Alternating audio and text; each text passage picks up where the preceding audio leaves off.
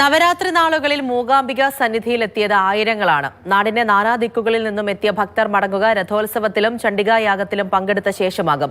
കൊല്ലൂരിലെ നവരാത്രി കാഴ്ചകൾ കാണാം.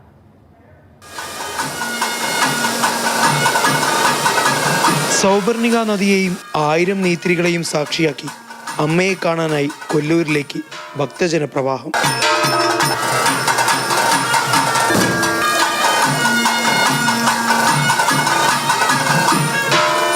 ഭയങ്കര ഭംഗിയും ഒരുപാട് ഭക്തിയും ബ്ലെസ്സിങ്സ് ഒക്കെ ഉണ്ട്.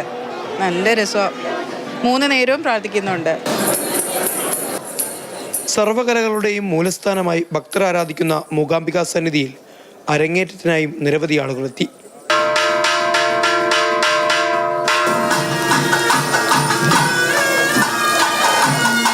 ദീപാരാധനയ്ക്ക് മുൻപായി പെയ്ത മഴയെ ഭക്തർ ദേവിയുടെ അനുഗ്രഹ വർഷമായി ഉൾക്കൊണ്ടു സംതൃപ്തിയോടെ.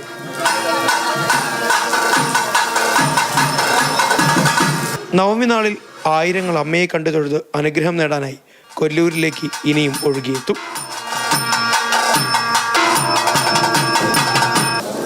ദീപാരാധനയും ശിവേലികളും കണ്ട് നിറഞ്ഞ മനസ്സോടെ തൊഴുതു നിൽക്കുകയാണ് ഭക്തർ. ഇനി പുഷ്പരഥോത്സവത്തിനുള്ള കാത്തിരിപ്പ്.